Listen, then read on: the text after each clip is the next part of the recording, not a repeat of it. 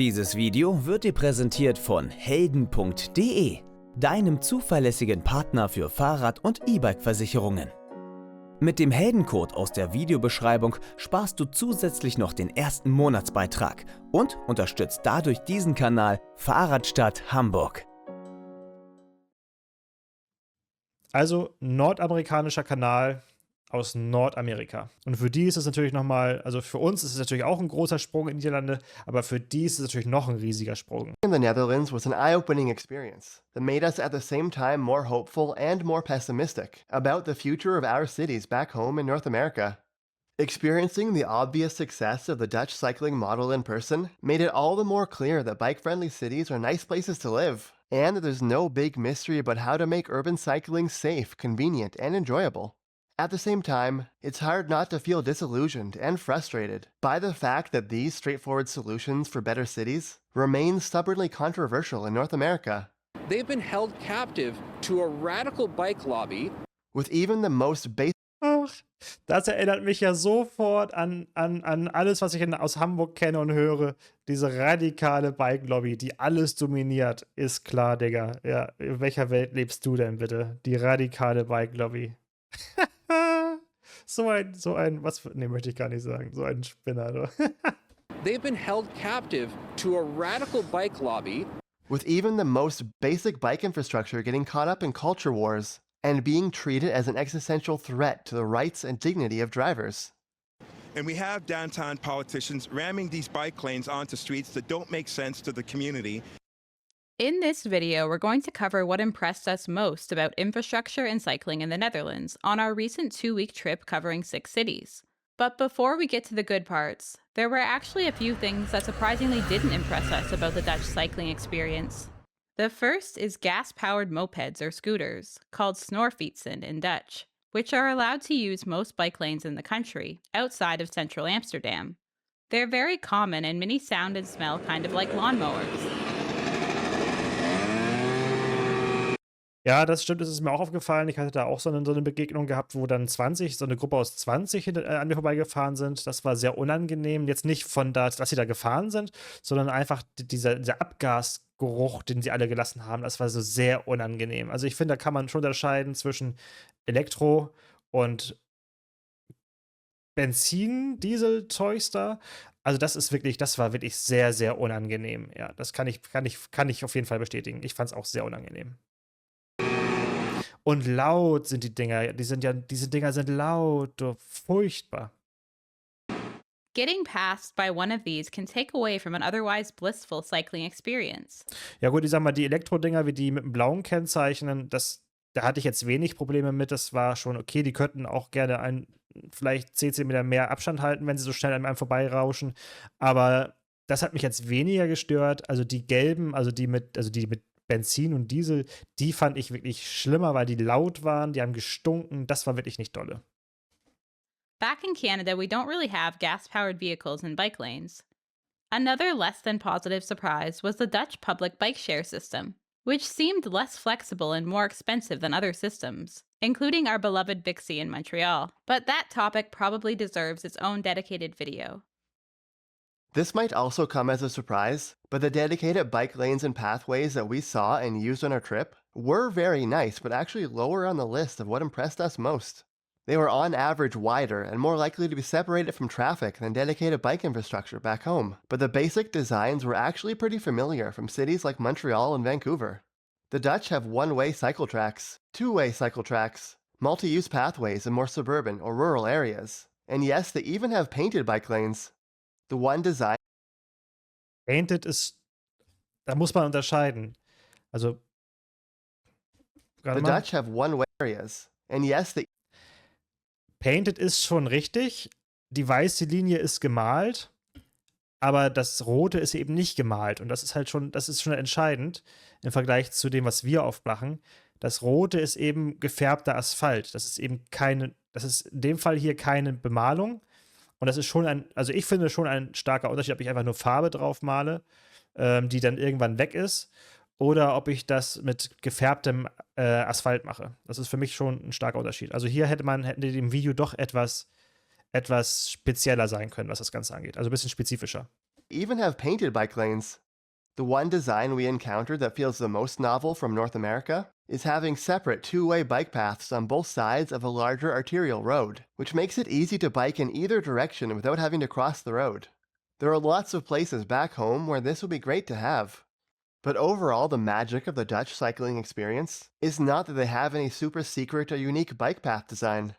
It's the rock-solid network where everything works together. Ja. Part of this feeling of a complete system is that protection for cyclists doesn't stop at intersections. The Dutch have a model for intersection design that keeps cyclists visible, separated, and predictable, no matter what direction they're going in. While most major cities in North America have at least a few examples of good separated bike lanes or pathways, Dutch-style protected intersections are pretty rare, and most cyclists over here have probably never seen one. Our old city of Ottawa is one of the few places actually building these, and watching them in action in the Netherlands gave us a new appreciation for Ottawa's efforts. With a little practice, these intersections feel natural and intuitive, and going back to a city without them feels like a major omission. Ja, das ist auch das, was mich in den Niederlanden in meinem Urlaub also auch mit am stärksten beeindruckt hat, ist das Verhalten, wie man über Kreuzungen kommt. Das ist so einfach, es ist so intuitiv und es fühlt sich so sicher an. A surprising amount of the Dutch bike network isn't actually dedicated lanes or pathways, but shared streets like the Fietsstraat or Bicycle Street model, a smaller road intended for bikes that cars are allowed to use as guests, meaning that they drive slowly and don't necessarily expect to pass. Bollards and other traffic filters limit cars from using these as through routes. Ja, und das ist genau das, was ich ja auch immer gezeigt habe, ist, das habe ich auch in den Kommentaren oft dann gelesen, unter den Videos, dass man sagt, ja, in Deutschland würdest du dich über solche gemeinsamen Straßen aufregen. Und da muss ich immer sagen, ja, sowas gibt es in Deutschland aber auch nicht, weil hier ist der Durchgangsverkehr grundsätzlich ausgesperrt. Hier durch Poller eben gerade und auch in anderen Teilen ist das immer. Entweder wird es verhindert, dass Durchgangsverkehr stattfindet. Und in Deutschland hast du das eben nicht. Da muss jedes Auto überall immer durchfahren können. Und wenn da irgendwo Poller gesetzt werden oder Modalfilter eingebaut werden, ist immer ein Riesengeschrei groß. Und es ist so selten, dass wir in den deutschen Städten wirklich regelmäßig Modalfilter haben, um Durchgangsverkehr rauszunehmen. Und das ist eben ein großer Keychanger im Vergleich zu hier. Weil auf dieser Straße wird nur Anliegerverkehr stattfinden. Hier gibt es keinen Durchgangsverkehr. Und die 30 Menschen, die hier in der Straße leben, die einmal am Tag losfahren und einmal am Tag wiederkommen, das ist eben sehr viel weniger Autoverkehr, als wenn man Durchgangsverkehr zulassen würde. Und das schaffen viele irgendwie nicht zu begreifen. You're probably only driving here if your destination is nearby. Ja. These were very comfortable rides, specifically because the idea of cars as guests wasn't just a sign on the road. It was numerical reality, with cyclists actually outnumbering cars to a pretty wide degree. We actually have some similar bicycle streets in North America too, and they can work well, but they usually don't feel as coherent or intentional. We used to live near Echo Drive in Ottawa, which had a really good system of traffic barriers. Anyone, from kids to seniors, could comfortably bike or even walk on the street because cars were so infrequent and slow. Yeah. But it was also more of an ad hoc arrangement that you knew about if you lived nearby, as opposed to an intentional and visible part of a bigger bike network. One reason bicycle streets in the Netherlands feel integrated into a bigger system is that they use the same red coloring as bike lanes, which sends a signal that this space is for bikes. The use of red pavement or road tiling in the Netherlands was actually less consistent than we expected. Red isn't used on all bike lanes, and it's also used on some sidewalks, medians, parking spaces, and first-class seats on the train. But overall, the color coding does a pretty good job of identifying routes and setting expectations. And the fact that they bother to go the extra mile here shows just how seriously they take cycling in this country. The volume of cyclists that we saw in the Netherlands was impressive, especially in Utrecht. But we've seen big crowds on main bike routes in Montreal or Vancouver before, too, so that wasn't entirely novel to us. What did really stand out as unique, though, was the number of children and teenagers riding bikes, especially together without their parents.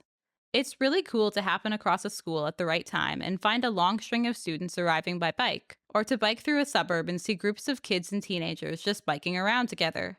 This used to be more common in North America, but we've seen a really sharp decline in children cycling over the past few decades, as our roads have filled up with bigger, faster, and heavier traffic. You can still find full bike racks in front of many schools in Montreal, but cycling isn't the overwhelming choice like it seems to be in the Netherlands. Another major difference in volume compared to back home was bike parking, which is on a whole other level in the Netherlands, sometimes literally so, and especially at train stations. With that said, in cities outside the Netherlands with regular bike share systems, bike parking is also handled through these bike share stations that are dotted around everywhere, that don't really seem to have an equivalent in the Netherlands. Finally, Nee, weil da der Großteil der niederländischen Bevölkerung ihr eigenes Fahrrad hat. the ultimate success of the Dutch cycling experience, the thing that every aspiring bike-friendly city really needs to dedicate itself to, is the coverage, reach, and consistency of the bike network. Cycling in the Netherlands was an absolute breath of fresh air because bike infrastructure goes everywhere. Ja. Basically every single arterial road had an adjacent bike lane or pathway, and basically every neighborhood had safe local streets through it. It's not just a quote-unquote downtown thing either. The bike network goes to residential suburbs, the beach, the airport, metal fabrication factories, highways, small towns, fields full of goats, everywhere. We did a day trip from The Hague to Rotterdam through Delft one day, and it was absolutely freeing knowing that we didn't have to follow any exact route. We could just generally know the direction we had to go in and make our way there. This isn't to say that the quality of the bike infrastructure was perfectly consistent in the country. Some countryside routes weren't quite as nice, and biking in central Amsterdam was worse than the suburbs or smaller cities. Ja, das haben wir im letzten Video ja auch gesehen, dass es auch noch solche Ruinen sozusagen gibt, aber die mit Sicherheit auch bei der nächsten Umbaumaßnahme dann komplett anders gemacht werden. There were even a few areas where bike lanes disappeared, reminding us of home. But the consistency and experience didn't vary nearly as wildly as it does back home. We've done lots of bike trips in the Montreal region. Some routes are very nice, but others are profoundly bad. Ach du Heilige, was in drei Teufelsnamen ist das denn? Ja, Gott sei Dank haben wir das in Hamburg so nicht. Du. Meine Güte nochmal. Also wer kommt auf solche Ideen denn? Da kannst du ja... Ja, stimmt, bei uns sind es Verkehrszeichen, aber natürlich nicht. Also, guck dir das doch mal an. Du. Meine Güte nochmal. Du. Ja. Oh Gott, um Gottes Willen. Others are profoundly bad, in a way that makes it very important to plan your trip and follow the right route, even if it means taking the long way to get where you're going. And even in the overall pretty bike-friendly neighborhoods of central Montreal, there are still many gaps and routes you just don't want to use if you value your safety and comfort. It's one thing to hear about Dutch cycling culture and infrastructure from Bicycle Dutch, street films, or the Bruntlets. Bicycle Dutch, lasst gerne ein Abo bei Bicycle Dutch da. Er hat jeden einzelnen Abonnenten oder Abonnentin verdient. But experiencing it in real life gave us a more nuanced and vivid understanding of what makes it work. Coming home to Montreal, we are more thankful than ever to have what is honestly a pretty good cycling experience where we live. But we also see more clearly just how limited our city's bike network is, with pretty good coverage in central neighborhoods, but falling apart pretty quickly outside of that. Und was lernen wir daraus? Mehr für Radverkehr vor Ort eintreten. Ja, damit es auch diese Verhältnisse irgendwann in der eigenen Stadt gibt. Und ich bin froh, bei allem, was ich kritisiere, ich bin froh, dass Hamburg Stück für Stück diesen Weg auch geht. Und wir Schritt für Schritt in die richtige Richtung gehen, auch wenn es meiner Meinung nach natürlich zu langsam ist, zu wenig, von mir aus auch zu wenig radikal, zu wenig, also einfach zu wenig von allem.